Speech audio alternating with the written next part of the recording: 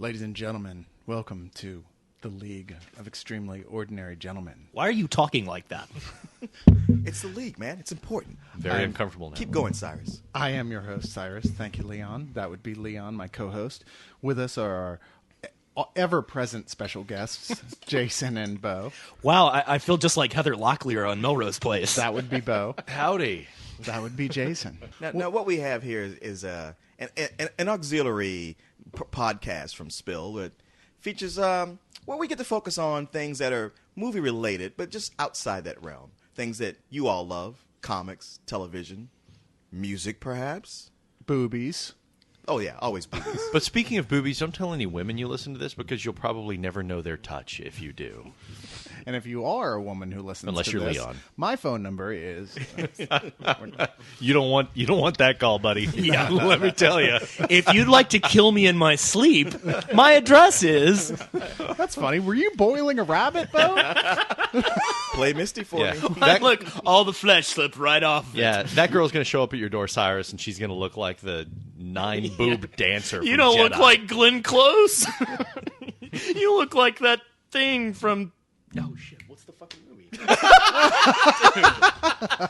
epic fail on the reference. Epic fail. Much like a Coco, we do gradually get drunker and drunker You as can this goes step on. out of the NPR voice now. Oh, is that an NPR? I thought that was my normal voice. No. You get very NPR. Okay, I'm sorry. I'll talk like I normally do. Yeah. Tell us about tell us about some world music now, Cyrus. Oh man, you totally gotta check out this is shit.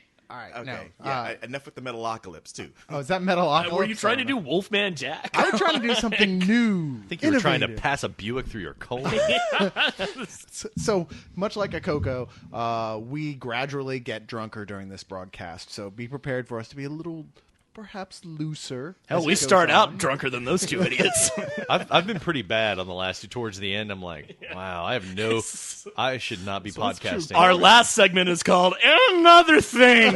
You know what's funny is like I can tell how drunk we are because I can never tell how drunk you guys are. I just know how lit I am. It's at that point where we're not even listening to each other anymore. It's like, you know what? But anyway, enough about what reprobates Fuck you, we are. Joe Quesada.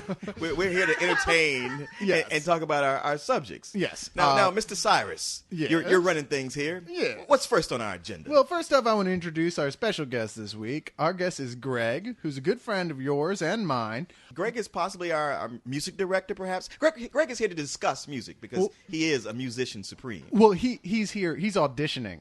Right on. Fair enough. But we were talking about maybe, some incidental music. I mean, don't worry, folks. I'll still throw in those cues that'll confuse and befuddle you from time to time from various cult TV shows and movies and even video games. But let's face it, we need a theme song. We do. We really badly. We need a theme song. And some music playing in the background. Because we got a party going on here, pretty much. It pretty much is a party, except without woman. Yeah. So it's a sausage party. Youch. That's got to change soon. Dude. Some of us are Vienna, and others. Kielbasa. And if you could see the colors in the room, you'd understand the division. Way to sell us out, Cyrus. You had to go. So there. anyway, Why you gotta keep the white man down? So we're going to bring Greg up now? Yes, Greg. I would like to know, you've listened to the show. You're at least mildly familiar with it. Yes. What are your thoughts as far as, a theme song for us? Well, what would you do? How would you present that?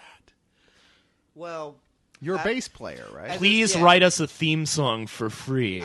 yes, I will write you a theme song for free until it totally blows up, and then I will sue for the publishing.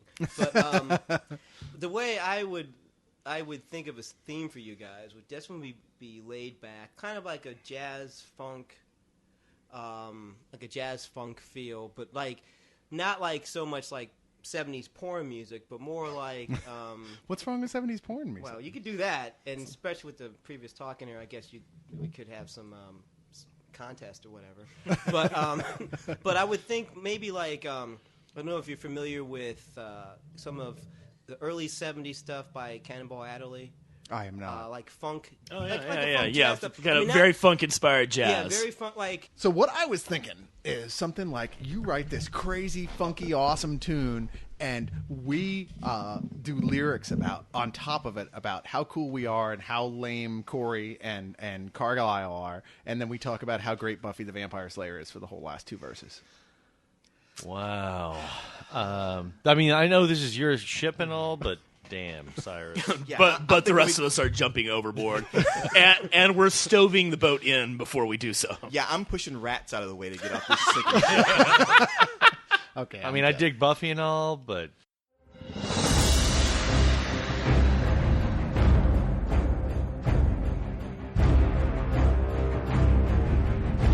Okay, now what we didn't mention at the beginning of the show, that this is like, besides being our music episode, this is our big Batman, spoiler. our Dark Knight episode. Yeah. And which we didn't originally plan on. we hadn't, but then we saw the Dark Knight. 30 years from now, I'm still going to go, I think one of my favorite experiences in a movie theater ever was the first time I saw The Dark Knight. It's very rare that a movie is hyped so much for nearly a year, maybe longer, and you see it, and it's part of you that goes like, well, sure, I'm sure it's good and all, but how much could it be? And it still manages to blow you away. I felt the same giddiness walking into this movie that I felt when I was walking into episode 1 before, it Before you sucked. actually saw it. When I was actually looking forward to it, and in the back of my head, I think there was a little voice going, "Oh man, if this sucks, you're going to be so disappointed." And whoa, I mean, the giddiness didn't even equal how good it was. It's so good. Yeah, I actually, I was like, okay, well, let's see what it is. I thought it was going to be good, but I wasn't really ready to give it any more credit beyond that. I thought, you know what, this is probably going to be a pretty good movie. And I watched it again the next night, and it was actually just as good, if not better. I was blown away. I was actually sad about 45 minutes through the movie, not because of the content of the movie, but because of the quality. I was so sad because I was thinking, damn, it is going to be a long time before I see something this good again. I felt that too. I did too. Yeah.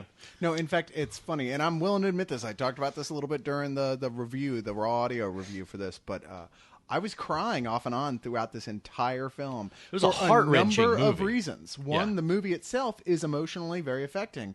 Two, the points where I'm seeing Heath Ledger, and he's just so far beyond in quality what even anybody said He is Daniel was. Day-Lewis, and there will be blood good. Yeah, he's so good, and realizing this is the last major performance by him. Yeah. That he never will get to play this role again, and how sad that was really getting to me. And 3, just what you're saying, Jason, that like, damn man, it's how am I going to appreciate anything after this? Well, I was watching it nervous on 2 different levels. I was nervous about what was going to happen to the characters because really, I didn't know. I thought all bets are off. It was that feeling you have in the second half of Serenity. It's like, okay, anybody could go at this point. That's part of why Anybody the could writing go. was so clever. Yeah. And then on the second level, I was nervous because I was really afraid. I'm like, don't screw it up. Don't screw it up. As far as the filmmakers go. Sure. And they didn't. They didn't. Yeah, it is funny. Like first hearing about Heath Ledger's death, I was kind of like, wait, he did finish shooting Batman, right? Oh, okay. That was my first question. Yeah, Okay, it's sad, well, sadly enough. Well, that kind of sucks that the guy died, but what you gonna do? And then But- after but seeing now, the movie, it's yeah. like, oh, fuck. Yeah, now Yeah. it's just utterly heartbreaking because if you've been reading Batman for years, he gets it perfect. I mean, he's the most chilling Joker you've ever seen, even including any of the animated incarnations, and hell, even some of the comic incarnations. I mean, I was sitting next to Leon when we were watching this, and there were moments where we were just looking at each other and nearly peeing our pants because he is so utterly disturbing. Carlisle and I kept exchanging looks, just wide-eyed, gape-jawed. Sometimes it was between peeking through our fingers because I watch a lot of horror movies, as a lot of you know, and there were scenes with Heath Ledger that made me physically uncomfortable because they were so well done on a number of levels. Well, you know what? The funny thing about this is, it's a Batman movie. They spent a lot of money on it, and to recoup this money, it's merchandise. merchandise that's marketed to kids. Yeah, And I already saw. I got a buycostumes.com email with showing a kid wearing the Heath Ledger Joker costume. That I is was like, not okay. dude, it is not okay to take your kid to see this movie. This is not a no. kids movie by any stretch. I mean, No. this is like Pan's Labyrinth as far as a kids movie. It's like, sure, you can take your kid as long as you have his therapist on speed Yeah, dial. this is like taking your 3-year-old to see The Exorcist. Seriously, It's no. there are some parts in there that you know what's happening and it's really gruesome and really unsettling, but you don't really see it. But it's still very obvious. But it's what's so happening. disturbing and Yeah. on the layers I was bothered. of what's happening and just the things that are going on with these characters, the way that the Joker explains himself and his way of looking at the world alone is completely inappropriate for children to conceive of. He's not a Joker we've seen before in any moving version. No. He's got a completely different take on it than I've ever seen. And just so that we don't mince words and confuse anybody, sure, there's a lot of disturbing stuff that you don't see, and you might think, well, maybe the kids won't get it. Well, there's some disturbing shit that you do see, like Two-Face's face that will give your kids nightmares. Yeah, no, it's nasty, no question. It's Yeah. it was almost too much for me. Best makeup nomination. Yeah, for, well, it was CG, definitely.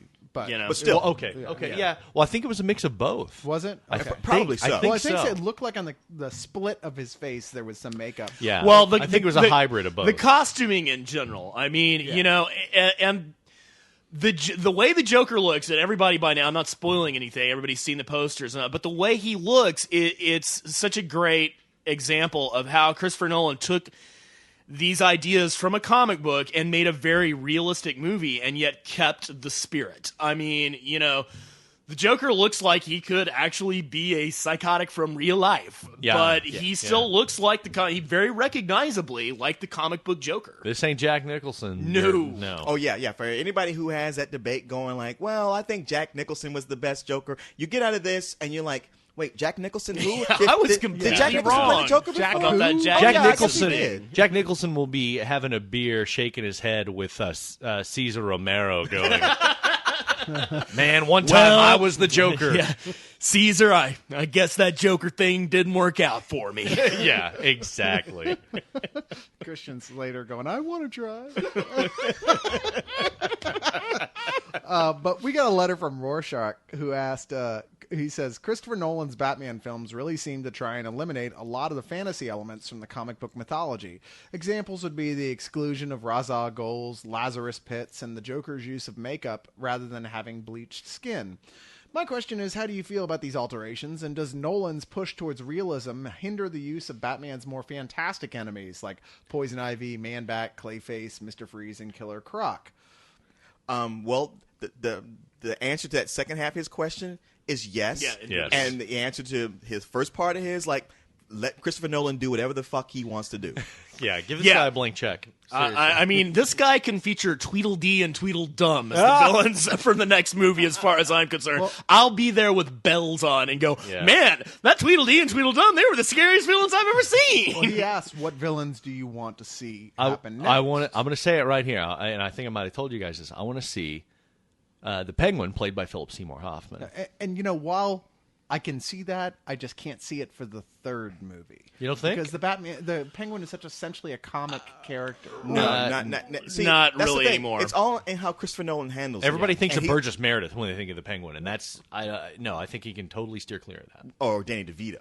Oh, Which was a ugh. complete aberration. Yeah. Okay, there's a lot of people who they don't know they only know Batman from the movies. So let me tell you, the real Penguin was not a mutant that was half penguin or just had flipper hands. No. Catwoman was she didn't get her powers from a bunch of cats bringing her back to life. No. That's all Tim Burton's bullshit. Don't Who never read a comic in his life? Yeah, he never read any Batman before doing it. They gave him That's an outline of what That he had stupid, to include. arrogant son of a bitch. Yeah. Anyway, So, go ahead. I mean, the fact is, there's a lot of Batman villains that are based in reality, and the Penguin and Catwoman are two of them, where they don't really have any special powers. They can be easy to use. A lot of people ask about the Riddler. I mean, I could see Catwoman, the Penguin, the Riddler all being in the next movie, but working for Two-Face. Yeah, no, I see them. Or as- Catwoman as an independent contractor, as a thief or whatever. I see a a number rival. of the Batman villains being the way that Nolan has reinvented things, where, the Riddler is not wearing a question mark suit.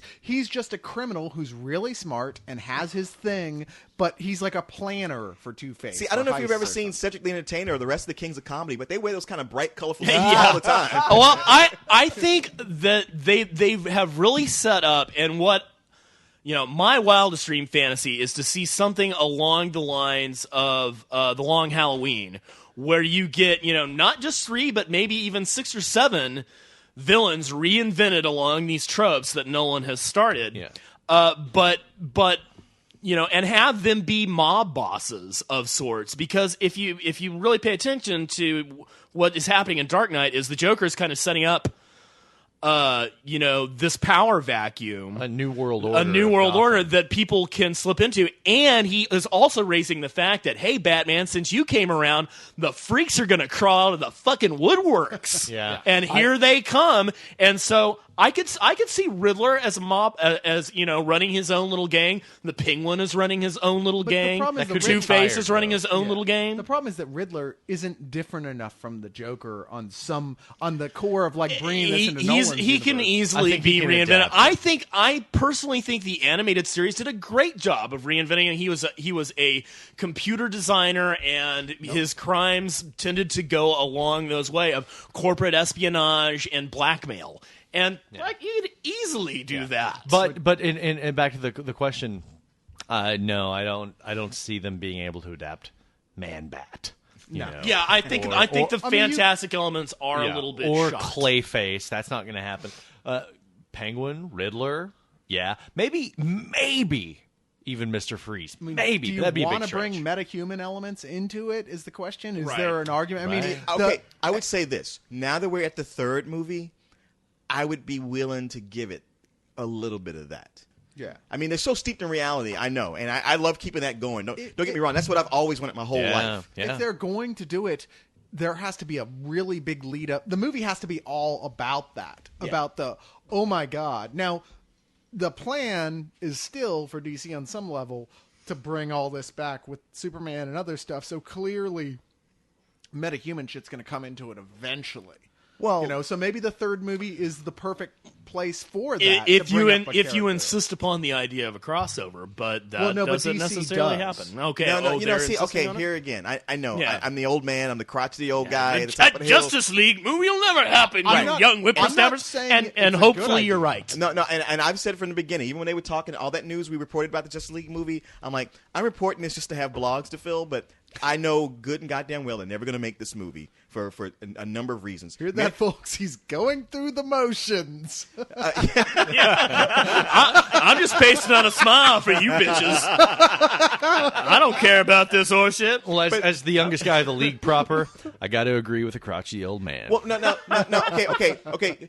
Fill me out on this. You guys just saw The Dark Knight. You saw how steeped in reality it is, and that's like the biggest thing it's got going for it. I mean, out of a number of big things it's got going for it, that's the biggest. So would you take this character and put him in a Justice League movie? No. I mean, you would sully that whole franchise by I doing would that. never do that. But the thing is, DC would.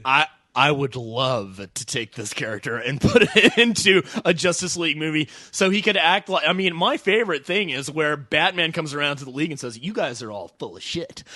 We are criminals. We've always been criminals. We have to be criminals. Right, but- Fuck yeah, I'd watch that. I understand what you're saying because that's what I love more than anything. But once you put him in that world, he has to take some of that back with him to his world, and it doesn't work anymore. Yep. Yeah. I mean, you can alter the whole can take the universe, man out of the but bog. you have to alter the whole universe. You have to change the way we're doing the Superman movies, and you have to change the way we're doing the other character movies so that they're all, this is the real world. I mean, is the Flash movie going to be gritty and dark? At this point, you will not make more money off of a Justice League movie than you will off of a Batman movie. No, not after no way. this. Yeah, not after, you clearly won't. I cannot see any incarnation of just Superman, much less the whole league, working with Christopher Nolan's Batman. No, I can't even fathom. I could see a world's finest of just Batman and Superman. If you go with, and I know a lot of people did not like Bryan Singer's version of Superman, but Fuck the one those people. thing I love that movie. I did too. It makes The me one cry thing every he time I did is watch he it. You're really high. did bring him back and make him human. They made Yeah. him much more, Oh, yeah. well, so to speak, a real guy, and about all that idealism and about that whole who Superman is, And which how is damn why, boring he is. Well, which is why he That's And because how- you're a child. and how for 2 hours Superman doesn't punch anything. That's great. Thank you for making my point. I appreciate that. I thought I was going to have to back up what I said, but if you're going to do it for me, then that works. Jason, do I have to take you out and burp you now? Yeah, You know what? Because you could always watch Daredevil. He punches a lot of stuff. Yeah, there you go.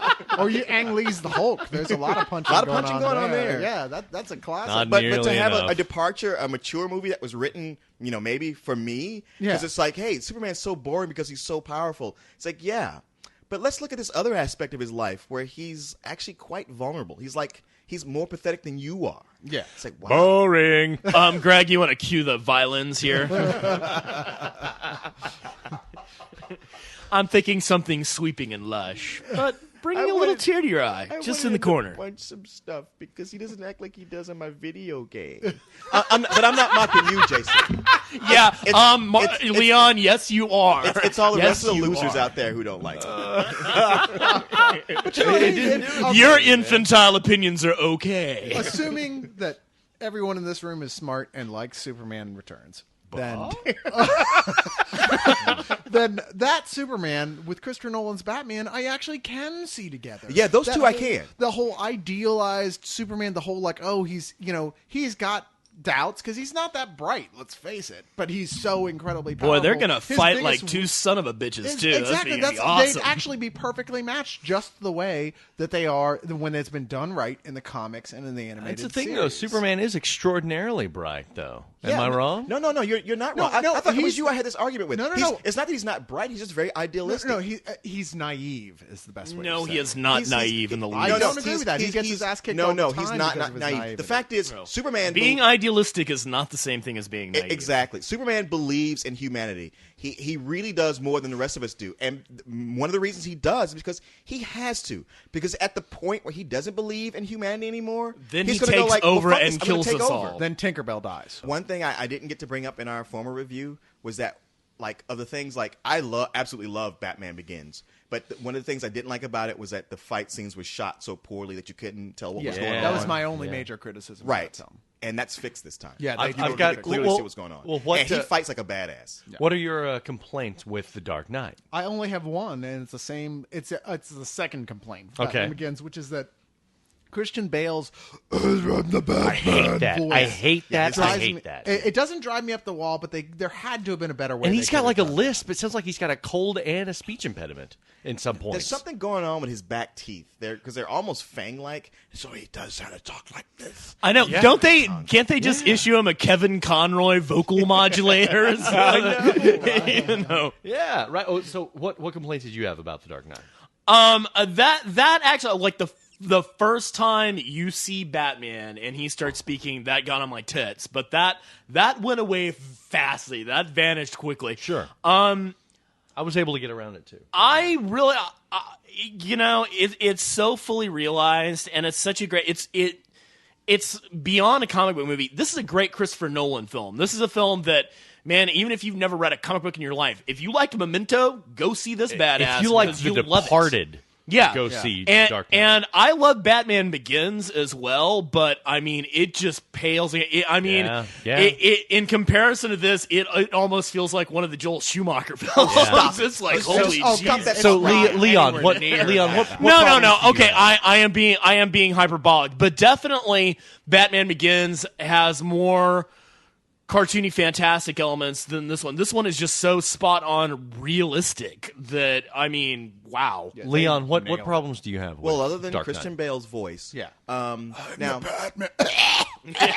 Could I Sorry, could I'm I the get you some Chloraseptic? now we've already been made fun of for talking about the length of the movie. I mean, it's 2.5 hours. Yeah, and it's a little long. I mean, it doesn't bother me because it's like a good thing. I'm not going to complain about a good thing being extra long because I always want that. Yeah. But there is a point when it just feels like the movie is about to end, and then Yeah. it goes like, wait. we still got to wrap up one more plot, which I thought could have been left to the next movie, but they decided to do it now, and I'm okay with it. See, I can't agree with you there, because even then, when I had that moment where I was like, okay, this has that weird sort of like, we're getting towards the end, but then I was thinking, I was going, you know what? There's too many. This hasn't made the full circle. It has not resolved.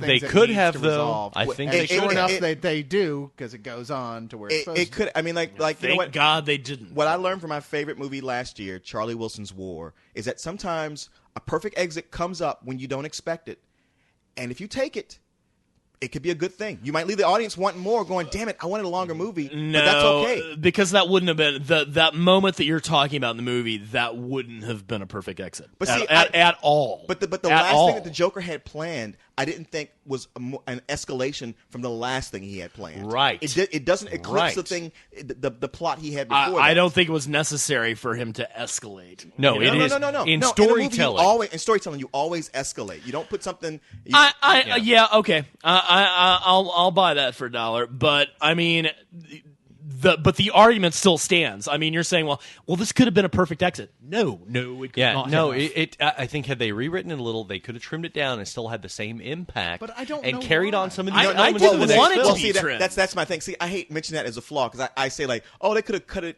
here or cut some out. But if you ask me, well, what could they have cut? I'd be like, I don't if know. someone goes Nothing. to you and says, The Godfather's fine, but it's way too long, you go, you're a moron. You don't know what the fuck you're talking about. Hey, man, look, you guys are asking me to find a flaw in something I don't find fair a, enough. have a There problem are- with. See- there is not a scene in The Dark Knight I can think of that could be cut without hurting the film. I Well, absolutely no. agree. And I agree. I agree with you, but I think that some of those scenes could have been. I think it could have been rearranged and used it in, Batman 3 or whatever you want to call it. Because I do think my three gripes: his voice, Batman's voice, not Christian Bale's. Batman's voice. I think it was too long.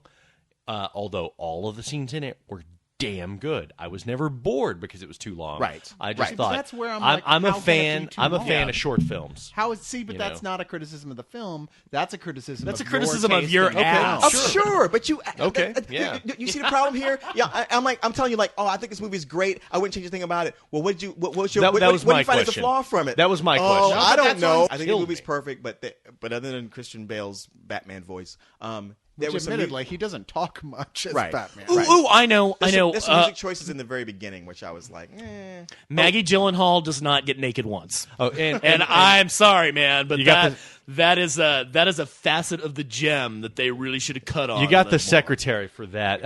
And I will say this: Rachel Dawes is a bitch. She is a two-timing hoe. hey man, hey, you can't come down completely on her because when you watch it, like Bruce Wayne's whole plan What? is like, You- well, now that Harvey Dent is going to clean up crime, I'm going to stop being Batman and steal his girlfriend from him. Yeah. Oh, yeah. That's a good point. Yeah. No, he's a selfish dick too. But I got to tell you though, it's spoilers on. Don't listen for the next 10 seconds or whatever. She deserved to die for being the Dude, two-timing come on. hoe. Don't drop that out here. Come on. What are you? Who is she No, two-timing no. on? Both of He them. said, I can't be with you because I'm psychotic and I have to fight crime. She's like, I'm going to be with you forever, Harvey Dent. Okay, I'll wait for you, Bruce. Oh, shit, the Joker blew me up. And I really wish there was a Heath Ledger line that said, wow, that bitch had it coming to her. You should be thanking me, Batman. She was boning both of you? She was when she said she Jason's was good. When He she could be the next. He could when be the she Joker. said she was bi, she meant polar. Isn't it amazing how for so long we like after seeing Iron Man, you couldn't think about anything but Iron Man. You couldn't stop comparing everything to Iron Man. And now it's suddenly like Iron Man's like, oh yeah, I did see Iron Man this year. Sorry, didn't I? Daddy Jr. Windows closed.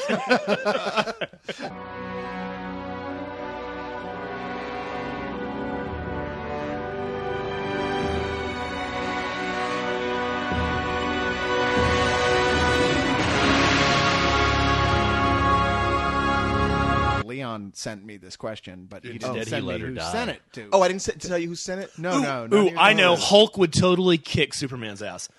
It is yeah. that type of question. Sorry. we Sorry, know dude, for who next asked the time. question. But I said a debate came up between a friend and myself on who is better, the Joker or the Riddler. I wasn't sure how to answer that. Now, as a whole, I'd say the Joker, just because he's Batman's opposite.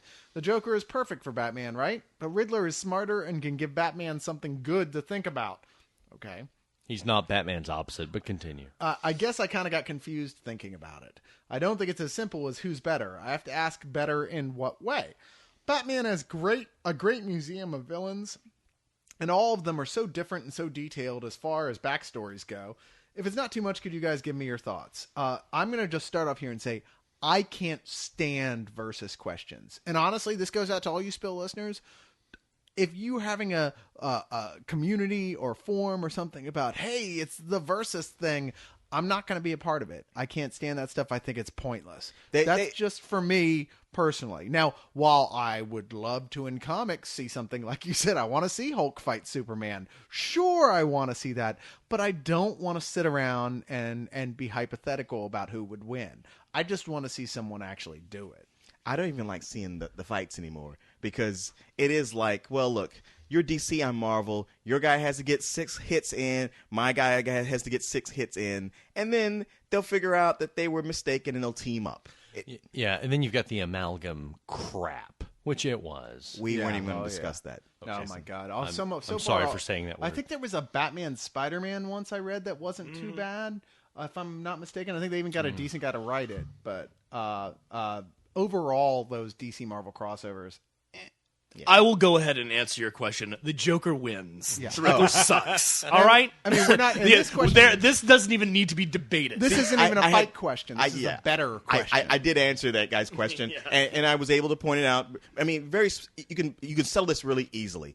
On the Joker side, you have the Dark Knight Returns and the Killing Joke. And on the Riddler side, you have nothing that compares even close to either Wasn't one of those. he like a spoiler, big mastermind in like Hush or something like that? Yeah, but Hush was a piece of shit. Yeah, Hush actually like Most really overrated Batman comic castrated It was a all great of the Buffy other episode, villains. though. Yes, it was. Hush castrated like all the other villains, as I recall. Well, I mean, and it was Hush was just an excuse to have the artist Jim Lee draw all of the characters in Batman's Rogues Gallery for 12 issues. And they had one good idea, which was to have Jason Todd be the guy, the ex-Robin, the Robin who everybody thought was dead, be the one who was behind it all. By Only to go good like, idea- Oh, oops, it wasn't really him, it was Clayface. So that one good idea they shot in the foot, and it was nullified. But the fact is, as far as Batman and the Riddler goes, Batman defeats the Riddler every time. The Riddler's never a threat for him. And the only reason Batman lets the Riddler get out because You never see Batman fretting about, maybe I should kill the Riddler. I've actually read some good Riddler stories, but they pale in comparison to the number of good Joker stories. okay, the Riddler is kind of like I like to work the crossword puzzle in the Onion every week. And that's what the Riddler is to Batman. He's this guy who will offer me a bit of a challenge. It'll be fun because I'll have to think about it, but I know I'm going to beat it. Strangely, that is one of the few things the first 5 movies got right. The Joker's Jack Nicholson, the Riddler's Jim Carrey. Definitely. Wow.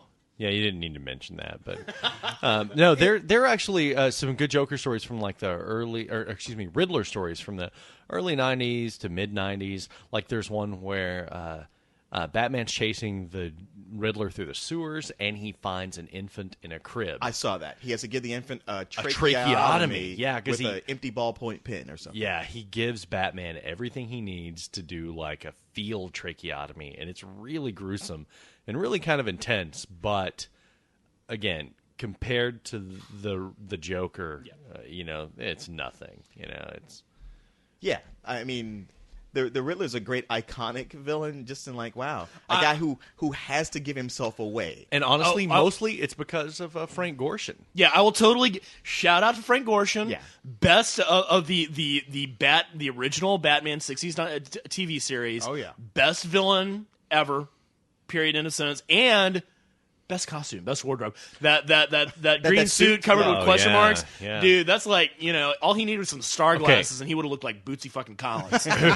Who would play the Riddler in a Christopher Nolan movie. All right, the Dan first Cook. guy who says Robin Williams gets a shot in the Steve head. Buscemi, dude. Steve Buscemi would be a perfect Riddler. Steve, not by bad. the way, I was kidding about Dan Cook. I hate Dan Cook. I don't think it's funny Yeah. at all.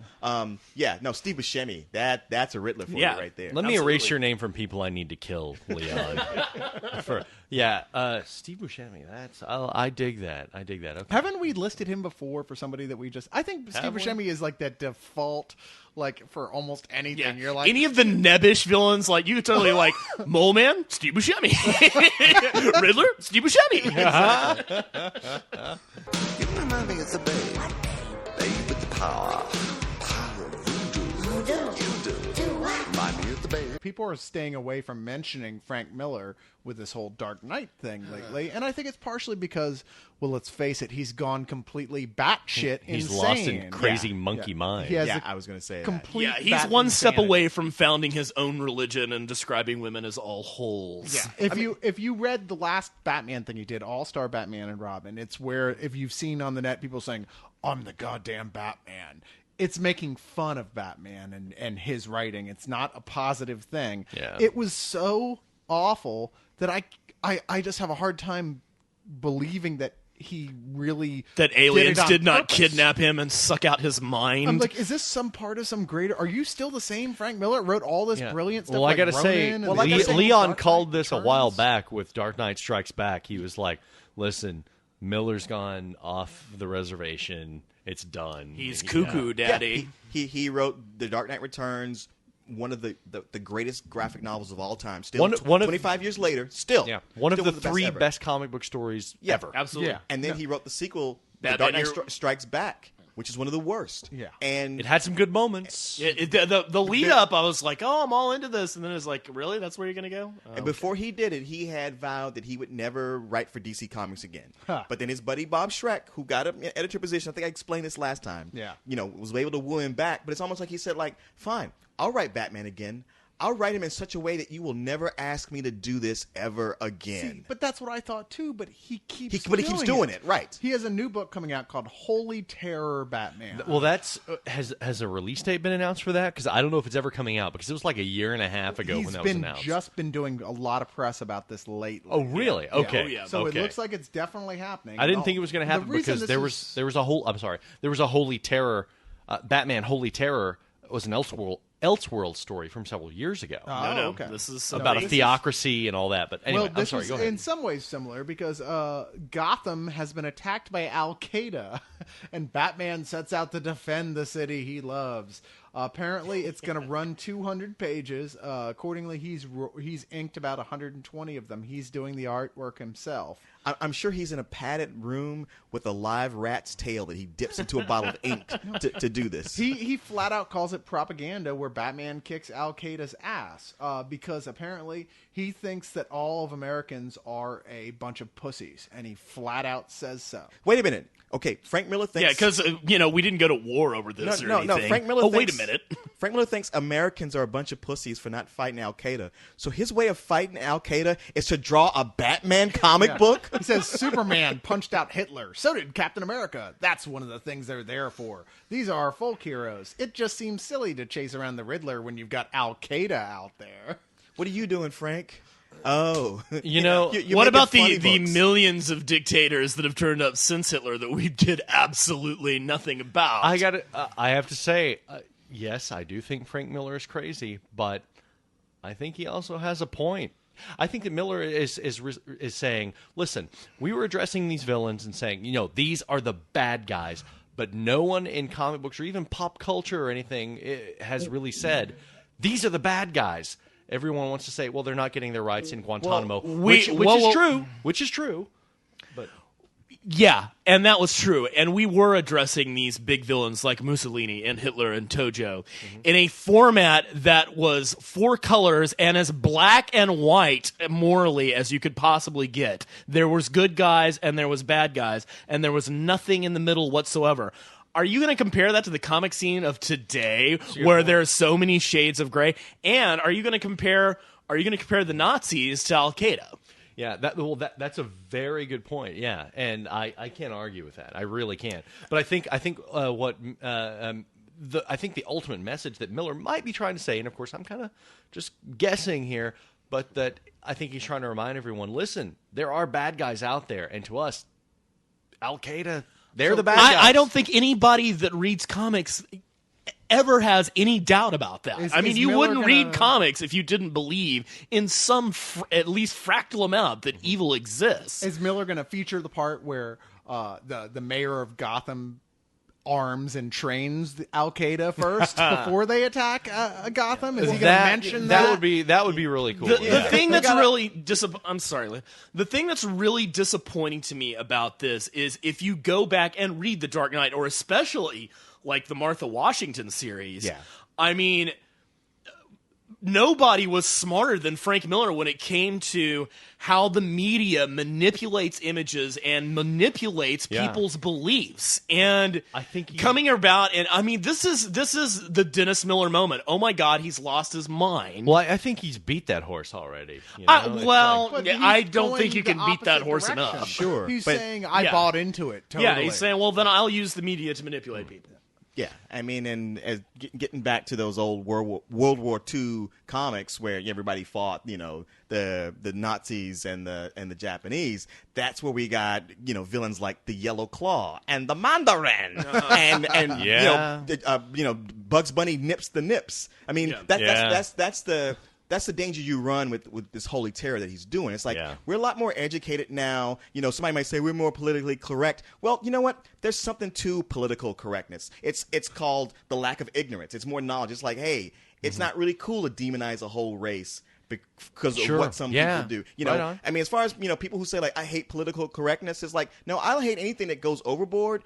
But if political correctness means you don't get to call me boy or nigger just because you feel like it, I'm all for it. But I don't think that's what political correctness is. But it is. I don't agree with that. No. It's saying like, look, I'm saying like, hey, I don't like being called that. You might have done it for centuries, but I don't like it. And now here's something to back me up to make you not do that. I feel bad because I wish you'd brought this up sooner. Because I always say this is my boy Leon, and He stands outside on my porch holding Leon, a put the lantern. jockey outfit back on, Leon. Okay, so Jason and your dad can call you boy, but I am still restricted from that. I think Oh, I'm totally gonna beat the shit out of Jason. This is over with. Oh, okay. Fair enough. I think Frank Miller's heart might be in the right place, but I think he's probably pretty misguided. I think there is some importance in remembering that there are monsters out there, that there are bad guys in our real world. But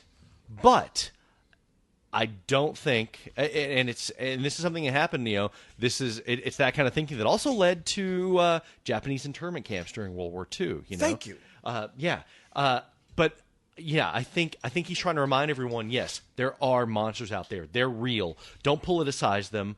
Let's not say, oh well, they deserve equal rights and everything. There were guys that killed 3,000 people, but And don't get me wrong, if Osama bin Laden walked in this room right now, I would go out back, get my shovel, and beat him to death. right. Yeah. And I think that's what Miller's. And honestly, we can't really say anything until we've read it. But I honestly, have a Miller hard- has lost his damn mind, and I think we're probably in for something that just drips of racism. How can I be critical of these guys that are so okay? Automatically, first off, Osama, as you said, Osama bin Laden. Yeah, I'd beat the shit out of him. I would bury him in my backyard in an unmarked grave. Yes, I would. Okay, yeah, the guy is a bad guy, and so are the people who believe in the same shit he does. But you know what? There are some bad motherfuckers in our own government who are just as bad as he is. And a lot of these guys, we would have caught this motherfucker by now if not for these people who are like, you know what, it's not cost effective. We got what we wanted from him. Okay, we got them to let us do whatever the fuck we wanted to with the whole point of the Iraq War in the first place, which had nothing to do with 9/11. Yeah, once again, to quote Patton Oswalt, if the standard for being impeached is getting a blowjob or lying about real estate, then this current administration should have been like executed on the front lawn of the White House with Aerosmith playing in the background a couple of months ago. Let's not get off topic. Just so I'm clear, this is the thing where the show where we talk about comics Yeah, and movies. Leon. Oh Yeah. yeah. Didn't the whole So who do you like better, Betty or Veronica? seriously? All You know right. what? I'm more into brunettes, but there's something about Betty that I prefer. You know, I I would think have I a do hard Betty, time too. choosing between the two. Are Thank we God they really haven't gonna introduced do a this? redhead. Are we really going to do Hell better? yeah. Veronica? They've got a redhead. Okay, Cheryl Blossom. Wilma or Betty? Cheryl Blossom. There we go. I'm all about Wilma myself. Hey, ask Greg. Ask Greg. Betty, Veronica, or Cheryl? I'm a musician. Cheryl Blossom. She's a redhead. Well, no, but see, I'm a musician. I get all three. So Okay, yeah. You don't get the Yeah, comment. just for that, we're gonna make you play "Sugar, Sugar" I totally forgot 133 how much I times hate musicians. until it never gets out of your head. Wilma or Betty? Which one of them likes pearl necklaces? I can't remember. That's Wilma. Okay. Well, That's but Veronica. dude, redheads are your kryptonite. I'm not even asking you. It's I know what totally your answer true, is. Yeah. Really? Oh Yeah. yeah. Oh, you don't know how he is about No, redheads. it's Me awful. too. It's like, and the thing is, like, I know better Bastards, now. stay away from me. I know.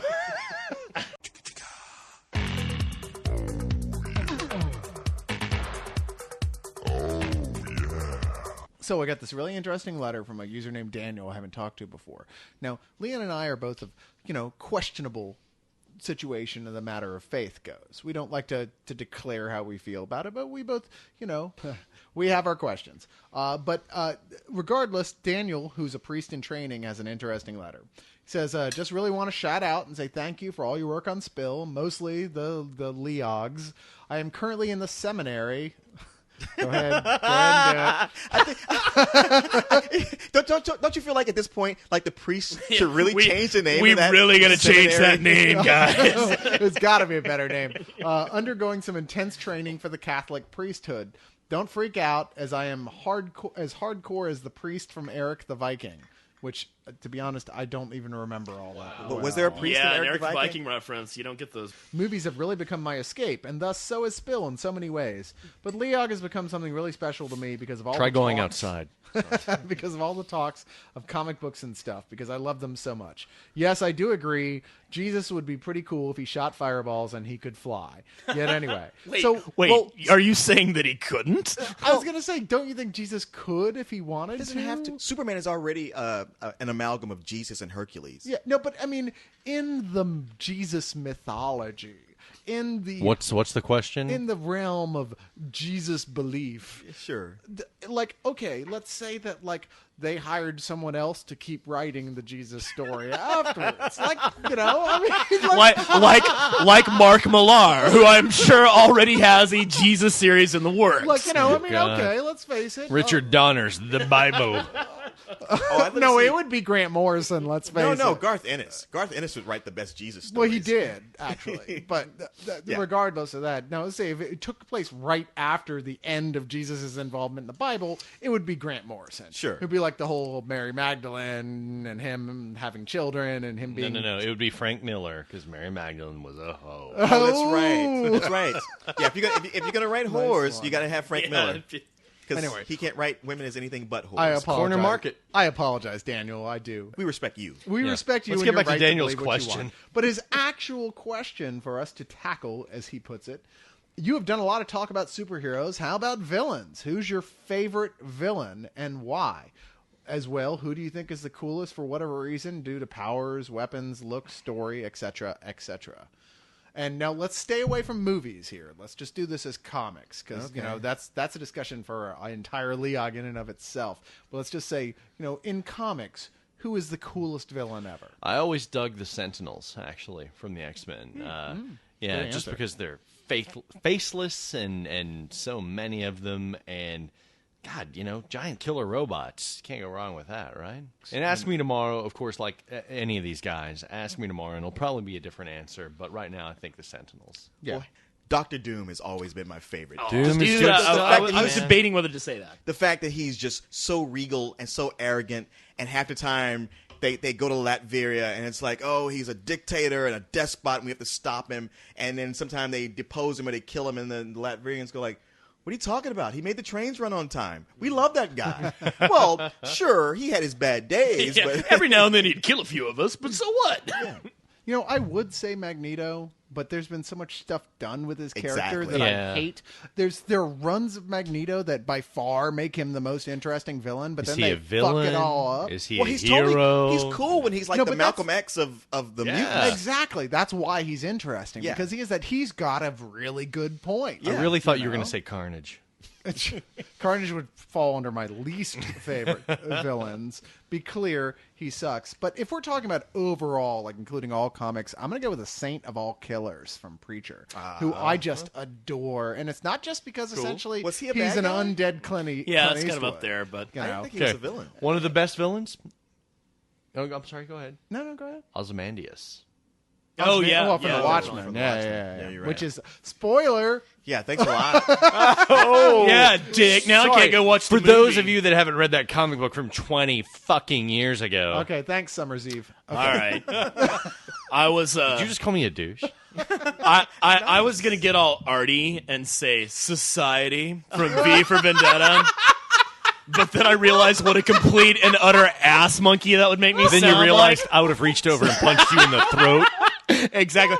So I'm throwing it all out, dude. You know who my favorite villain is? Fucking Joker, dude. Come Hell on. yeah. He is. I mean, the Joker is. I'm gonna get little kid on you. He's just awesome, man. He's so unapologetically evil. In fact, he just revels in it. He's like, hell yeah, I like to go to the mall so I can kill everybody in the mall. That's my favorite thing to do. The thing is, that was the correct answer all along. The most chilling line I have ever read in a comic, and after all of this bagging that we've done on Frank Miller, in The Dark Knight Returns, there is one sequence where he is on a talk show where he kills everybody who is in the audience and the talk show host.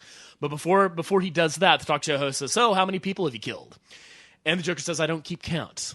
And then later on in the issue, he's at a fair poisoning people with cotton candy, including a troop of Boy Scouts.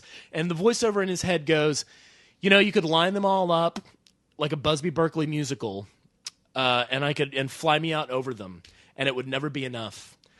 I don't keep count, but you do, meaning the Batman, and I love you for it.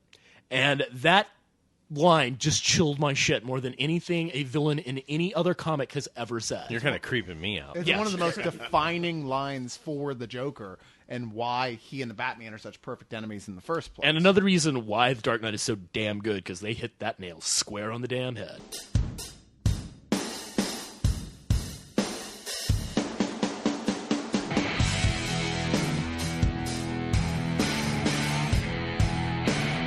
We got so many questions this time. I had no idea that the last one was as big a hit as it was. Apparently, for whatever reason, it was our breakout league. And so this time I had so many more questions than we can. It's because I did it without pants. That might have come across on some level. So are we going to do like a lightning round now? We're going to do a lightning round of these sweet. questions because I don't want you guys to feel like we're ignoring you. And there's no way, even with the lightning round, I can get to all these questions. There's no way, even with the lightning realm, Bo won't pontificate for 30 minutes. Calzone asks, who do you think, in your opinion, is the most underrated director out there today? My personal choice would be Paul Thomas Anderson. He hasn't made one film I didn't like, and I feel he should be given more work. But which I personally is like, really? You think he's underrated? Yeah. Yeah, how is he underrated? pretty People- My sure God, he's every bring his critic in name the up all world the kisses time. his ass. Extremely well known. Especially Calzone after is There Will Be high. blood. Yeah. Yeah. But let's say as far as like, honestly. Oh, not Yeah, Paul if- W.S. Anderson, Paul Thomas If you've Anderson. won an Oscar, But you don't count. Honestly, Leon, you had something. Quick answer for this. Oh, like one of my favorite directors, maybe like underrated that I bring up all the time is Alexander Payne. Everybody says, "Who's Alexander Payne?" Well, he's made the movie most famously recently, Sideways. But my more favorite movie is About Schmidt, and there's Election with Matthew Broderick and Citizen Ruth. And the thing about I think all these movies are well written, very funny, but in a very poignant and I want to say mature way. And the thing that knits all his movies together is that he has characters who lie to themselves about themselves, and it makes them so honest. If that makes any sense, it's like the way people are. People tell themselves things. They have little stories about themselves that keeps them going, and his characters are that way, and I love that about him. Jason? Brad Anderson, director of Session 9 and The Machinist. Ooh, Yeah, interesting. He's probably one of my favorite working directors today because at least those two, particularly, they are they're horror movies, but they all deal with, in some sense, the nature of reality and is, well, I don't want to spoil anything, but yeah, it's good, very paranoid, creepy, very austere settings. God, it's just, yeah. I my like favorite. both those films as well. Bo? I'd say Phil Kaufman, and the reason I would his movies aren't obscure No at jacket all. required. Yeah, his movies aren't obscure at all, but nobody knows it was the same guy who directed it. The Right Stuff, Henry and June, Unbearable Lightness of Being, Quills. He not only Quills! directed, I love Quills. Yeah, he not only directed them all, he wrote all of them. And I mean, Nice. Wow. he's amazingly talented, and nobody knows who the hell he is. I've never been able to figure it out, but yeah, definitely one of my favorite directors of all time. One of my favorites is Alejandro Jodorowsky, which is a Spanish director. You are so fucked up. I know. And his Wait, how He's is gotta be the Jodorowsky mountain. Spanish? yeah, That's he- about as Polish as you can get. No, he's Spanish. Spanish. Yeah. His whole thing is lots of LSD and God, I hate the Catholics. He's like Carlos No offense, Castaneda. Daniel. But that's the thing. He's made movies: El Topo, The Holy Mountain, Almost Santa made Sangre, Dune back in the 70s. Almost made Dune. No, he hasn't made a movie in 30 years, something like Because that. he's institutionalized. No. He's getting started. He's been writing comic books since then. Yeah. He's writing for the heavy metal press guys. He's written hundreds of graphic novels for them, but now he's getting back into making movies. They're again. circulated throughout the inmates of Arkham Asylum. He's written thousands of comics on pieces of toilet paper with a tiny pencil he smuggled into the institution in his anus. Jay says, I was just browsing around the internet, and upon my journey, I looked up the Avengers movie. Are they really going to go through with this? No. What's the lineup? No. What's the lineup going to be if there is an Avengers Well, movie? you're just Leon. throwing raw meat to Leon, aren't you? Take it away. At this point, y'all know what all our answers are about this, but it's just fun to watch him froth at the mouth. I'm not frothing. I'm just like, you know what? You guys, you will get your Avengers movie because they promised it, but it will not be the great movie that you're expecting. You're expecting something on the caliber of Iron Man, and it's going to be That more... wasn't the question. Fine. Fine. You'll get an Avengers movie that's heavily bad CG with a couple of cameos by Robert Downey Jr. It'll feature Iron Man and Thor and Ant-Man and the someone else Wasp is the Hulk. and Captain America. Okay, and but- they'll be hunting the Hulk. What about the other characters, though? They Hawkeye. I'm sorry. Hawkeye will be in there. You think there'll be a Hawkeye? I do. Okay. What about because Hawkeye's easy to do. the Wasp? I said the Wasp. Oh, did you say the Wasp? Yeah, I'm they sorry. get the Ant-Man because when it comes to the Avengers, you can't have Ant-Man without the Wasp. Is the Sentry going to be in it, Leon? Who? The Sentry? Yeah, he's an Avenger. I'm going to tell you right now, he's an Avenger. Yeah, no, the What Sentry about sucks. what about the Black Captain Marvel with the afro? That chick. Oh, I think yeah. she's dead. She's Is she? Well, yeah, but not necessarily in the movie. She was cool. I liked her. In a What If, she beat the shit out of Venom. yeah. Monica Rambo. Monica Rambo. Yes, of Yeah, the she's- New she's Orleans Cajun. Port Authority. Geek test, you fail. Champ 0215, also known as John, asks, do you believe that Marvel is trying to make too many films? The answer is probably. What's too many films? I mean, okay, Ant-Man, Black Panther, Cloak and Dagger, Daredevil 2, Cloak and Dagger? Deathlock, Get the fuck out. Doctor Strange, Ghost Rider 2, yes, I know. The Hands of Shang-Chi, Iron Fist, on. Luke Cage, Magneto, Nick Fury, Runaways, Namor the Submariner, You can Silver stop now. Surfer, and Venom. Oh, and The Punisher, Wolverine, Iron Man 2, You can stop Thor, now. Captain America, Spider-Man 4, and the Avengers. There was one too many let with Venom, and then everything else is okay. let me say this to anybody listening. That list might seem very long to you. Like, wow, they got a lot of movies in production. Well, guess what? That's the length of the movies they've had in production for the last 20 years.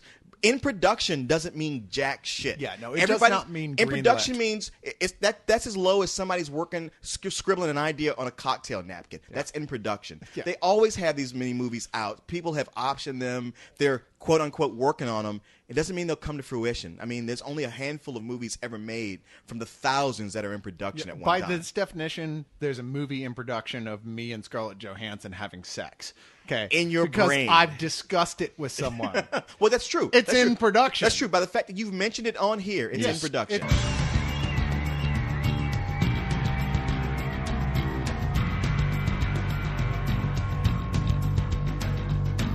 For comics people, or especially comics artists, we were all taught to like, hey, you have to worship Jack Will Kirby Eisner. and Will Eisner. Sure. And Jack Kirby is one that like I'm not the only artist or person who like at first did not like Jack Kirby's art and then later came to really, really appreciate it. And for a lot of people, I think, like because Frank Miller beat the drum so much, it's like, oh wow, this Will Eisner was a genius too. And while I appreciate Will Eisner's art, I never fell in love with it. He's like the guy I'm supposed to love and I don't. And the Spirit is that character I'm supposed to love and I don't. Yeah. And one of the reasons when I had a It's friend the running racist caricature he's Yes! had going for Thank years. you, Mr. Bo, because I had a friend in high school, a guy who I used to do comics with. He wrote him and I drew him. He's like, you got to check out these spirits. And I open it up, and it's this character, Ebony, who is a direct Sambo. He's a midget with he's black with big white lips. No, big red lips, huge googly white eyes, big white teeth. Oh, yeah, Mr. his Spirit, what we going to do What are we next? going to do, Mr. Boss? Oh, wait, you thought this Kick-ass was cheeseburgers. racist. Oh. And I'm like, dude, why'd you show this to me? And he's like, well, you have to get past that. I'm like, You know, maybe we should Mr. meet in Steinberg, you're going to have to get over the whole Holocaust thing. Well, it's Come on. To get to like Jack Kirby, it's like I can totally understand people not getting it because Jack Kirby is basically if Grant Morrison grew up in the 50s and was an artist, that's Jack Kirby. Sure. But No, I like but I when can Jack- understand, the whole Jack racism Kirby's best thing. point is when he went insane. That's Yeah, the best. no, yeah. That's When the he best went over, Kirby. Yeah. when he went over to DC Comics, and they're like, Jack Kirby, my God, the mastermind for Marvel Comics, we finally got you on our side. You can have any one of our titles. What do you want to do? Jimmy Olsen. You're like, what? I need the whole New Gods, where he's like, I'm gonna make up my own shit. It's gonna be awesome. well, what was so bad about that? Like, he's drawing Jimmy Olsen with Superman, and then DC's like, great, we got Jack the King, and they can look at it and go like, okay, let's get Neil Adams in here to redraw Superman, because this ain't no Superman that we own. Leon wants to fight Will Eisner. Come on, you dead Put up your motherfucker, dukes, get you up. old dead Jewish man. Come on. Right, I'm the ghost of Ebony. Come on, let's duke it out. He named him Ebony for Christ's sakes. Oh, because Ebony was black. Well, I understand. There's a magazine for blacks called Ebony. Was that Yeah, not racist? you'll find it in the aisle right next to the magazine Steppen and the magazine Fetch It. Will I was Eisner is the reading editor-in-chief something in the new of issue. Ebony Do you magazine. read Ebony? All the time, dude. I mean, why not? I read Life. Wait, Ebony magazine isn't about the spirit's sidekick. Sometimes. I haven't read it yet. Sometimes. Wait a minute. What about that song that Michael Jackson? Oh, never mind. Let's All just right. go. Racist characters in comic books. You know what? I'm really offended by using the term ivory to offend my people, okay? I don't think that's right. We've been oppressed long enough, so we can't fucking dance. Fuck you! Yeah. Why did... It's gonna be okay, Casper. I mean Cyrus. Hey, why does Cloak got to be the black guy? Why's Cloak gotta be the Batman, huh? Why can't he shoot light from his fingers? Come on!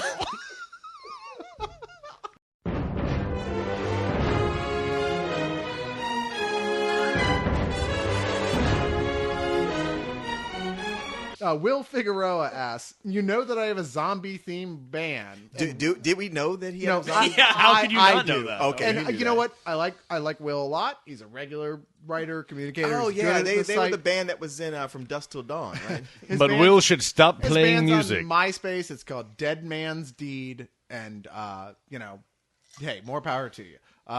He's trying to research everything he can about our undead friends, but more likely just trying to get a plug on here. So Sure. fine. So he's asking if you can recommend a couple of great zombie comic books. I will recommend a few comic books to you, but for continuity's sake, I will only recommend them in zombie. So you should check out.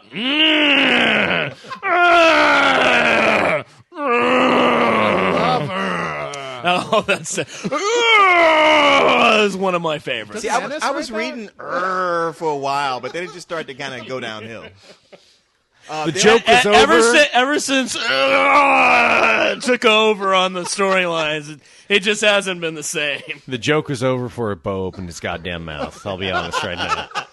Look, the only good zombie comic I've ever known of was The Walking Dead. Anybody else got another? No, listen, there have been a glut of zombie comics in the last 2 Actually, years. didn't Marvel did a tabloid, Tales of the Zombie. For a there while. was that. There was Marvel Zombies. There have been an uncountable amount of zombie comics in the last 2 years, and the only one worth a shit is Walking Dead. Yeah, if That's someone it. has another one, I'd be curious to know. Like, present your case. I've for read another a one. lot of them. Can't And find anything. Walking Dead is not only the best zombie comic ever, but it's just one of the best comics ever. True. Yeah. It's so even if good. even and if issue so 50 was well-written. kind of lackluster. Okay, well, I haven't read that far still, but Yeah. it's mature, it's intelligent, it's something non-comic fans could get into as long as you can deal with a certain amount of gore and really depressing Yes. stuff. Yes. If I- hopelessness is your thing, this is your comic. I will. I was talking about Bone. Never mind. I will recommend issue 21 of the original run of Moon Knight. Shut the fuck had up, a team Bo. up with him and Brother Voodoo, which features Caribbean zombies, which are the best and coolest zombies, in my own opinion. Because they play steel drum. they play steel drums. Why does this keep feeling like it's Exactly. moving back to the previous subject here? It just seems like we're just edging back towards the whole black thing again. Yeah, Caribbean Haitian zombies are very different from the George Romero ones, but not superior. Anyway, Wait, no, are you saying that the black zombie is inferior? What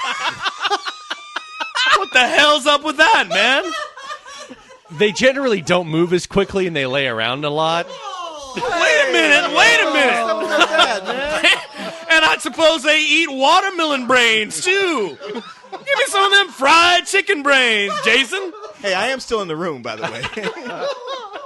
Someone, once again, thanks Leon, asks, I was wondering what other graphic novels you could recommend more so for girls, assuming you've read something that you thought a girl would enjoy. I have, but Bo came up with the best answers. Yes, he That's did. because I am basically a teenage girl at heart. And in your Actually, pants. I would highly recommend Or he it. has a teenage girl's heart. in his drawer on his nightstand. He's got enough of them locked in his basement. You may have seen the movie version of Ghost World, which had Thora Birch and a really famous Scarlett Johansson, so I know that Cyrus has seen it. A few times, perhaps. Oh, God, you've got to stop watching that in your room with the door locked. Only like 10 minutes or so, again and again. It's based on a Daniel Clowes series that he ran in his comic book 8 Ball, which is an 8 Ball in general is amazing, but if you can pick up the graphic novel trade paperback of Ghost World, it's just it's really about coming of age for a young woman, 2 young women as a matter of fact, and it's incredible, heartrending stuff. I absolutely love it. I would list Ghost World as one of the best adaptations of a graphic novel. Yeah, Really? The Ghost World absolutely. movie. They do, Yeah, really. and it steers very far away in some places from the stuff in the comic book, but they get the heart of it completely correct. They totally do. I'm sorry, go ahead. Oh, I'm sorry. And the second recommendation would be Love and Rockets, which I just think it. Despite the fact that it is written by 2 Hispanic brothers from California, they really do an amazing job of writing these incredibly vibrant female characters. Both of the brothers each have their own kind of series. One is called Locas. That would be Jaime Hernandez, and Gilbert Hernandez does a series of stories called Palomar.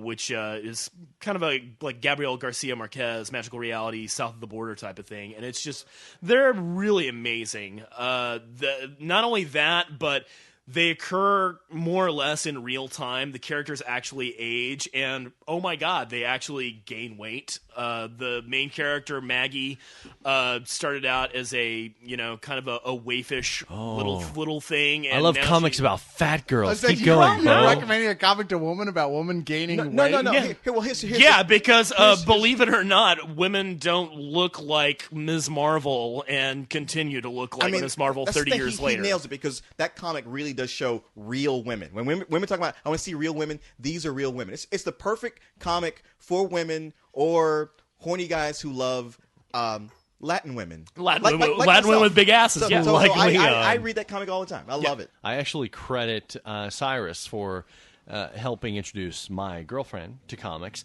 because he showed her an Ultimate Spider-Man hardcover trade. Ultimate and Spider-Man. She loved it. So, yeah, she reads Ultimate Spider-Man every month. Buffy, since we watch all the Buffy series, Buffy the Vampire Slayer, which is hot and cold, honestly, Yeah, as a but comic. when it's hot, ooh, When it's hot, it's wow. damn good. It's so good. The Dark Tower, because she's a fan of the Dark Really? Tower series. Yeah. Now, is that a continuation after? No, it's actually so far it's been all a Just an story of them adaptation. as like when they were kids, basically when they were It's from Dark Tower babies. yes, exactly. No, it's like the story in Wizard and Glass when they're leaving Hambry. Man, what do you all do today? Yeah. I don't know. Let's imagine we're in Raiders of the Lost Ark. when they're in Hambry and they're making their way back to Gilead, and it's actually really good. And my God, it's gorgeous. Really? Who's yeah. doing the art? Jay Lee. Okay. Jay Lee and Peter David's writing it, and it's Peter David writing it alone is enough to give it some kudos. Yeah, so. and I think maybe her favorite one is Fables. Yeah. No, I was going to say which- Fables or that- Sandman. Fables and Sandman, those are really, really good recommendations if you want to get someone of that alien gender into comics. Absolutely. I have yet to meet a girl.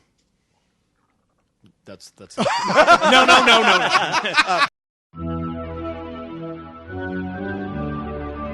All right, so if we open this up to action figures as well, I'm a somewhat of an action figure collector. I've curved it back some, but I still have a weakness for Batmobiles. And there's one thing when you watch The Dark Knight, you might go like, oh, that Batpod, that new motorcycle he's got. They did that just to sell toys. Well, the thing is, if you go looking for a toy like that Batpod, you won't find one. There's they got a bunch of different Bat motorcycles and Bat copters and planes and I noticed Batmobiles, that. but they don't have that Batpod. I was looking for it yesterday. So here's the thing. Last Friday, I found it. Really? There is a Batmobile they have where the Batpod pops out of it the same way it does in the movie. Because I Right hadn't seen the movie on. at the time. Really? Yes, but then I see the movie, so I go back to that Walmart to find it because it wasn't in the spot where it it's should have been. gone now, I'm No, sure. I get there, and in the spot with all the rest of the Batmobiles, that one is there. I almost miss it because the box is a little beat up, but I grab it. I found it, the one. I take it to the scanner. You bought a toy with a beat up box? I take all my toys out of the box. That's why I'm not a hardcore Yeah, collector. he's not. He does. He I am doesn't not have one any to just in leave stuff, like, oh, my museum. So I scan the damn thing, and it says, see associate. Oh. What is that? So I take it up there to the counter, and in my head I'm going, I'm not paying more than $25 for this. Although, really, it's going to have to hit 50 before I don't. I'm not going to admit to myself how much I'm going to spend for this. Right. So I get up there and I'm checking out, and I'm just like giddy about having this thing. And I tell the woman, it's like, it says the associate, but I'm, and she goes, she scans through, she goes, oh, that's because it's been recalled. I can't sell it to you. The fuck you can, bitch! Like, no. What? But no. Sorry. Can't do it. And I'm thinking, like, that means, really, I could have just taken it and walked out of the store with it. And they can't. Yeah, sell no, it. that's not really quite what that means, but okay. Shut up, Jason. Well played, sir. A touch, a very palpable touch. So I guess in a way I'm kind of shooting myself in the foot, but anybody out there who sees one, you should probably grab it because it's going to be a collector's item if they have to go back Just and they grab can't be it and sold. run, yeah. Damn. If somebody actually does get one of those and they say like, "Hey, I got one. I'll send it to you if you give me your address," I will do something very nice for them. You will be able to murder Leon in That his is sleep. stupid to not. Honestly, though, that is stupid to not have that toy widely available. I mean, if you were to say, "Okay, I've watched this movie now. There is one toy I want from it. It is the tumbler with the bat pod separating from the tumbler." Yeah. Honestly, as much as you know about collecting this stuff, the fact that you didn't at that point say to that clerk in a low tone of voice, "Look, I'm a collector here. Something may happen to your family if you What don't do you give this want to me. for me to put cash in your pocket right now give this to me and let me walk out with this. Are you implying there- that the employees of Toys R Us are not completely ethical? It was, That's it, crazy. I'm implying it that was they're not Walmart where they have completely cameras satisfied. everywhere, and Oh, also yeah, no way. there's they certain- would have shot. They would have shot him in the parking lot. there's Come certain on. clerks you can probably say that to. Then again, sometimes you get like the middle-aged black woman who's already looking at you like, Why are you buying a toy for? "Thank you." I already in my head had that whole like I'm ready to tell her without even her asking. Like, It's for my kids. It's for my kids. Yeah, it's for my nephew. That's why I'm buying it. Son, you're using this to bait kids around the schoolyard, ain't you? Yes. I ought to kick your ass right now. And Leon looked her square in the eyes and said, "I grew up in a white neighborhood."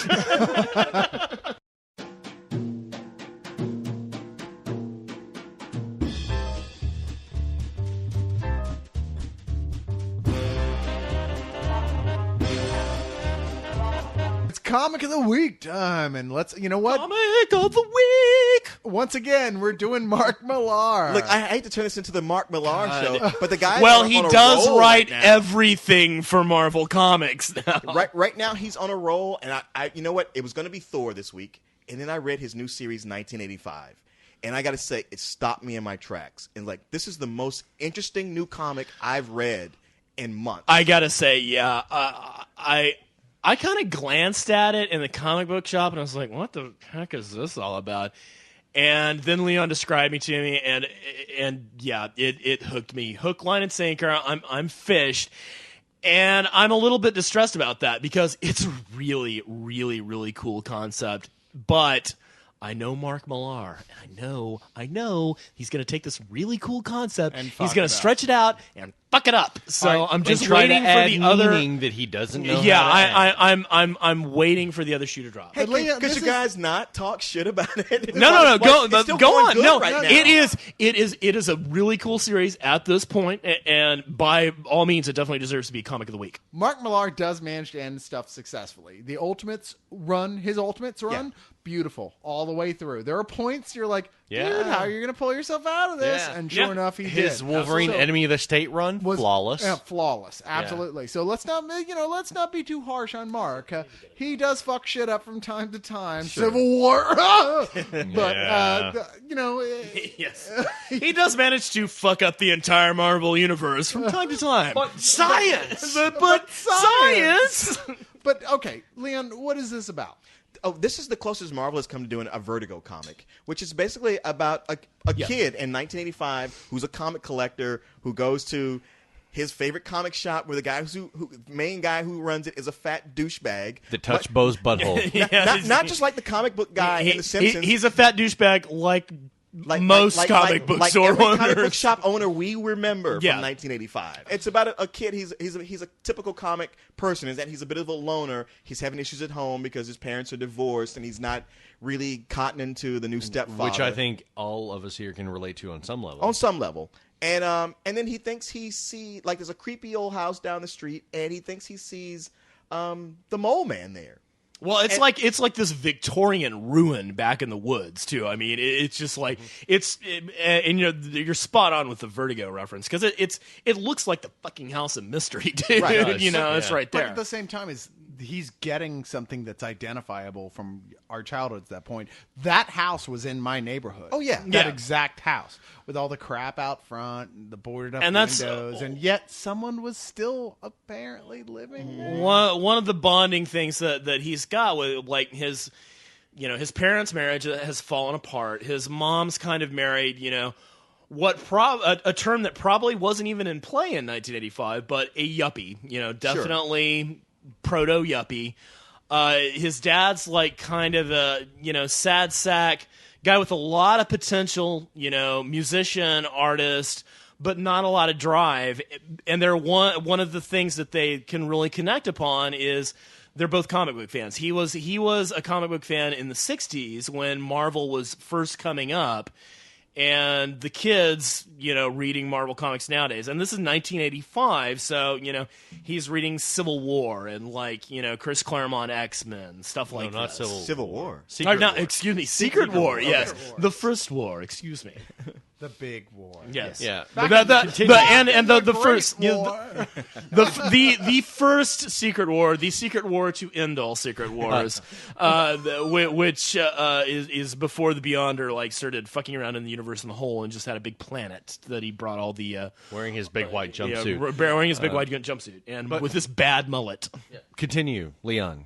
Oh, well, the fact is, he thinks he sees villains from Marvel Comics. His dad's like, look, don't tell anybody that, all right? Just try to get on with your life and do your thing. But more and more often, he's seeing more villains. And in their world, these villains only exist in comic books. And yet there is something that's going on with the Beyonder to where, you get a glimpse of these villains talking amongst each other. And they have clearly transported over into, like, what is essentially our world, but the superheroes haven't. And what seems like something from the fringe, by the third issue, it's full on. People like Doctor Doom, Yeah. badasses, the Mole Man, the Vulture, definitely some also rans in there, but And the Hulk. yeah, and the Hulk has popped up already. Which is the best part of the whole thing. And did you read the third third one? issue? Yes, I did. So where we're getting MODOK, we're getting Electro, The Lizard. The Lizard is like in one of the last panels. Like the villains, Sandman. the super villains barely have a presence in the first issue. You see a little bit more of them in Which the is second, just like, and in the third one, they're all over. We think of this as we kind of think of these characters in very cartoony terms. Even the Sandman and the Vulture. These are these villains from 1985, from the Secret Wars period, who are temporarily crossed over into our universe, into our world. In a very limited, just this one tiny little hole. And for some reason, they're hanging out at that crappy house that's in your neighborhood to do it. I don't think it's the type of event that's going to change anything. I think Right. the point of this whole thing is about appealing to nostalgia for older readers like us. Yeah, and not only that, but even older, because you deal with, the father is dealing with, the earlier Marvel, the Marvel of 1964, when they were just starting out. Leon really, once again, hit the nail on the head with this, and that this is something very much kind of out of Vertigo. It's like, where does House of Mystery fall into the DC continuity? And it's just like, well, it's a little spurless, it's a little nebulous. Who cares? It's a really good story thus far. Here's to Mark Millar for writing a comic book for us and about us, for us saying, no, you know what, I came from the same place you guys were when you were growing up, and your only outlet was seeing these amazing people do amazing things. The main character says, I really love reading stories that everything is taken care of in 24 pages. Yeah, and this is... Which, ironically enough, nothing has been taken care of Your within life- 24 pages in the series. Yeah, your life might have sucked, and you know what? I get it, because so did mine, and I'm right there with you guys. So let's have a fun story and know that we're all coming from the same place. And I really respect that. At this point, I think the bottom line, at this point, it is a very good story being told well. Even Phil Collins is pretty much Bootsy Collins compared to me. Come on, man. Now, I don't claim to be white, but No. I got to say, I checked out of the music scene quite a while ago. I'm kind of like the Vampire Lestat in that way. I'm pretty much like buried underground, waiting for like good music to come back around again so I can wake up. You're like, what is it? What is this Lincoln Park? Oh, God. Lincoln Park. But we got our resident music expert, Mr. Greg here. Yeah. Yes. Who's been a fan of Spill for quite a while. Yeah, well, yeah, you guys, the website and everything. I'm a big movie fan, obviously, but it's just like when I was finishing my degree. Oh, well, you have a master's. Well, You're supposed to be my finishing my master degree. now? Is that it? Yeah. An Well, educated I can't. soul. Well, wait. We're Wait, too is black. that racist with black to black? I don't know how that works. I'm gonna sit- I'm very. I'm just gonna sit and Oh, it cut off happened. his nuts. No, I'm sorry. No. Wow. Jesse Jackson reference, but You got any ideas on what our musical direction should go? Yeah, what's what the it should be? my favorite bass player, Marcus Miller, who I'm using obscure names that nobody's gonna know, but Marcus Miller. Yeah, they're going to think you're talking about Mark Millar, which Yeah, Oh, I love that guy. who He is plays not the- funky in the least. Yeah, He plays the sax. Marcus Miller played with everybody from Miles Davis to he co-wrote "Doing the Butt." You know, that's he did. He tore Hell up. yeah! And like a laid back funk and groove. It's almost like a funk swing. Like when you got jazz guys that ventured into funk, the music still had kind of like a swing to it. So you're gonna write a jazz song? Yes. For the... I will come All up with a right. cool Man, you're theme. so laid back. Just he's like you're talking about like Well, that's this is so chill, Wait a Daddy. minute. well, that's what. All What are you guys doing in here? It's jazz funk, and you don't want no part of this bullshit. No part of it. That's a lot of funk for three of the widest guys you've ever seen. Hey, Joe Zawano, he was. Hey a man, pale I am brother. packed to the brim with soul, Jason. I don't know about you. So are we talking funk? Like you mean like the Red Hot Chili Peppers? Or No. Okay, I'm going to take Cyrus out back and kill him with a Wait, shovel. wait, wait, Excuse wait. me. Well, let's do like 20 years from now when you're on NPR going, all right, this is like the first take I did for the league idiots. for the league guys, It's but it was so cool. It's gonna be the league tapes. The They're gonna league find ta- him in a vault. Yeah, exactly. the league tape. You know, it'll be all the league tapes, and y'all ain't hip to that.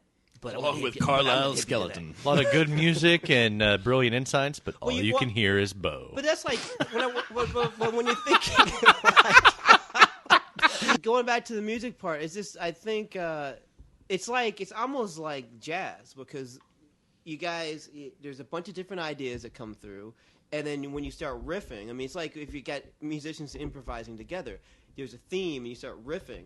Maybe the sax player will take it to one place, and then when he leaves it off, maybe to the keyboard player, he'll take it from there, and that's the way you guys loop your opinion. So I think as a bassist, my job would be to support what you guys do and then accent it to make it stand out even better. Jesus, I feel so much cooler now than I have ever felt in my life. This is like dancing about architecture, Yes. to be quite honest. Yeah, you guys are like jazz musicians. Oh man, I'm gonna go to a bar tonight.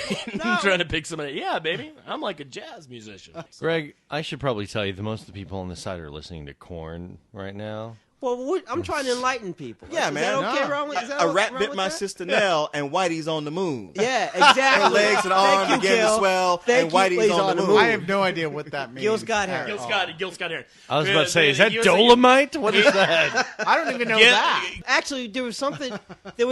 You guys had made this joke about Ebony magazine. Yeah, because it's Ebony magazine ain't Well, funny. I no. Fuck but, Will Eisner! No, but the funny thing is, It's not comedy. but it.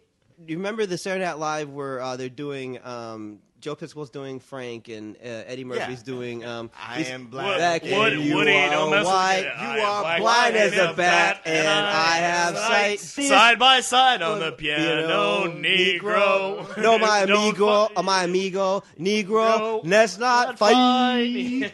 fight. But he says before they start playing, he says, "What is this ebony ivory? All I know is that ivory is a soap and ebony is a magazine most people do not read." And, every time I hear ebony, I always hear that line. I like, God, that's funny. That is Woody. funny. and Woody. funny because it's true.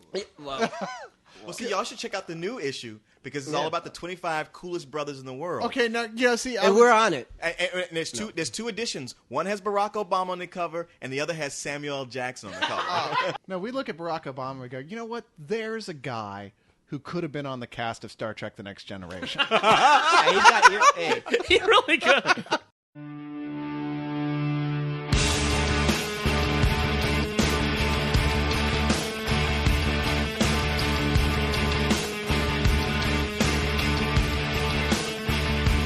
Well, you know what? We're going to see what happens. We're going to sit down with Greg, and we're going to see if maybe there's a theme in our future Yes. here. But guys, I want to say thanks to everyone once again for listening. If you pay attention to what's going on Spill, we are expanding what Bo and Jason are doing. So please, both these guys are reviewing DVDs now for us, and they're doing a fantastic fucking job. Give them some feedback on that, please, because they'd love to hear it. Send me pictures of your boobs, male or female. Send Jason pictures of your moobs. I know most of And- the males have them, actually. I'd like to just get in and thank our members. Our numbers are going up exponentially, like every month. And it's all because of you guys. You've been digging us and loving us, and we love you for it. And there's finally some people figuring out that we're funnier than a Coco. So, It's great. It took a while for us to get on the front page for more than 3 hours. That's right. If you want more people to join in here, you're gonna have to petition Corey and say like, hey, how come those guys can't get the front page for more than half a day on Saturday? We're actually you guys, Well, but with a lot more sometimes- You shut the fuck up, Bo. We're actually you guys with a lot more alcohol in your systems. Bo, you may speak. Oh, I was gonna say thank you. Bo, thank shut you. the fuck. But mostly we want to say thank you to Jason for letting me interrupt him yet again. No, thank you guys so much for listening to us. Please keep sending us your comments, your questions, your emails. It means so much to us, and by God, we intend to answer every question as soon as we can.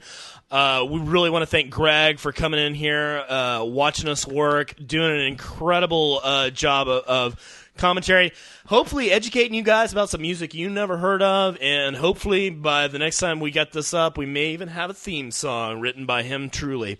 Other than that, please keep listening, keep coming back. Write everybody and tell us how cool tell them how cool we are, and Keep telling Akoko that we're better than and them. keep telling Akoko that we are better than them. We're gonna get up on that carousel for more than 3 hours someday. It's the only versus that I approve of. Go Team Leon! Go Team Leon!